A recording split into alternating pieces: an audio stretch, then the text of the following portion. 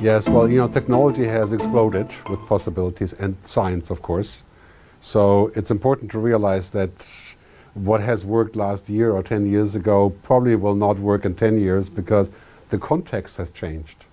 Like today, if you're an artist, a musician, you don't go to a record label, you go on YouTube or you go to Instagram or you build your own career and then you go to Spotify, right?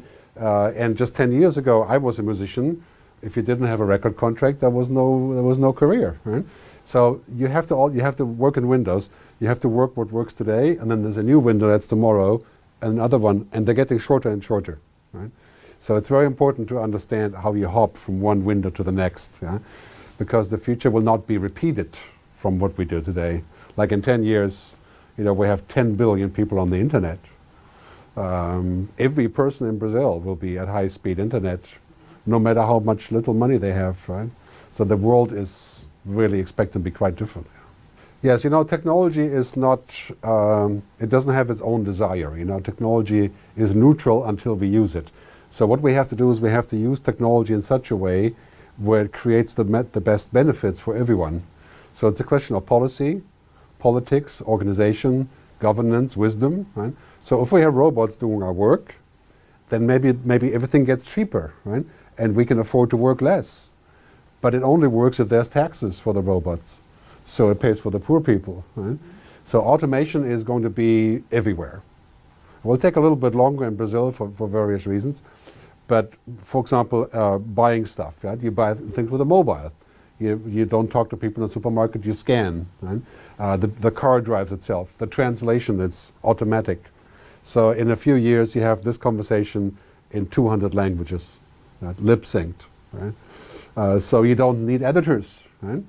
And basically the future is that we're going to move to do work that only humans can do. So that includes storytelling, improvisation, intuition, imagination, relationships. Computers are very bad at things that make us human. Computers don't do relationships, they don't understand people, they don't take care of people, they have no compassion, they have no empathy. So computers will do all of the stupid work, yeah? Which is if your job is kind of routine only, like call center, right? You work in a call center, you pick up the phone all day long to change booking, that job will go away. But there's many new jobs. For example, social media has 21 million people work in social media.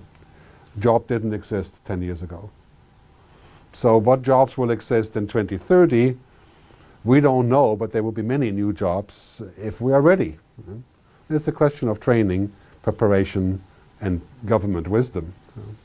Yes, well, I always say, the biggest risk is to avoid all risk. Right? So it's basically, we're living in a world that is exponentially, it's not growing like this, like humans. It's growing like this. Yeah? It's 4, 8, 16, 32, 30 steps, 1 billion. Right? So if you're looking at your business, you have to always consider that the change is going to be so quick that it's better if you branch out. Right? You look beyond the current window. Right? And I think companies have to understand that these changes are fundamentally faster than before. Right? So it's this idea of being perfectionist and perfecting your business. It works for a while and then it's just over. Yeah? Like the car companies. We're not going to have cars with gas engines. Right? And here in Brazil, there's, I don't know, probably 1 million people who have worked on engines. And now it's just all software. It's electric. Right? So if you don't think of that, then all of a sudden it's like a hole. So you have to have foresight. Yeah, as technology is now so powerful that it gives us access to a lot of magic. Like free phone calls. Free media, free video, free whatever, right? So that we're very tempted. It's like a very powerful drug, And any drug that's very cheap and available to everyone becomes a very big thing. Like for example, we all drink coffee, we smoke cigarettes, we drink wine. It's not illegal to drink wine here, right? And maybe in some places you can be 12 years old, you could drink wine. It's not impossible. But it's about the balance. Right? So for example, you may like wine, but you don't drink wine before you go to work.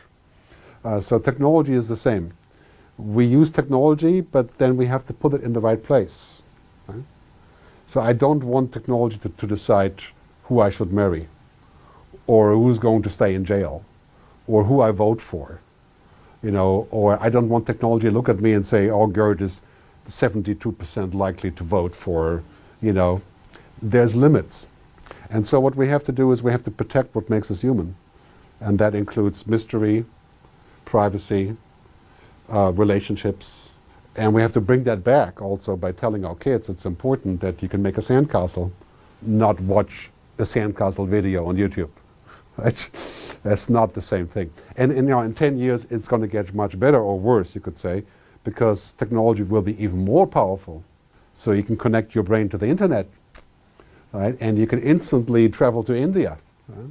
So it's very important that we find a way to protect what makes us human, but not go without technology. I always say embrace technology, but don't become it. Yes, well, basically what's happening is that people are finding out that we can make a lot of money doing bad things or not so good things, and that's always been true. But now we find out if we do more bad things, and eventually the whole system collapses. Right? And then all the money that we have is not a benefit because we can't live in the system anymore. Right? So for example, Facebook and social media, when we have too much social media, we distort the reality and we can manipulate people, and then we find out what is really good is what I call too much of a good thing. Right? So basically now we have to always ask the question, is this sustainable and is it good for us, and what do we need to do to keep it good? Yeah? So limit things or supervise things. Right? And so basically companies are now finding out that they could probably make more money with coal or gas and oil, but if they invest now, in 5 years people don't want it anymore because they want to be clean in energy, and then the whole business explodes, right? So basically any company that is not thinking about becoming sustainable in terms of environment, but also computing, but also technology, right? Eventually people will go away from them, like especially kids between 15 and 35. They're rejecting companies who are not thinking of a larger story. Right? And they will have all the money, right? So in 5 to 10 years, it's the kids who have all the spending, right? Not me. And they will essentially take over. Right? So the companies who are not prepared to create purpose and to make sense and to look wider, they will be completely deserted by those people. I think the future is better than we think. We tend to look at the future and we look at Hollywood movies or Black Mirror or Transcendence or Ex Machina. Yeah? It's always very bad. Right? And the reality is that we have the power of technology to change cancer, to stop diseases, to change global warming, to make new food.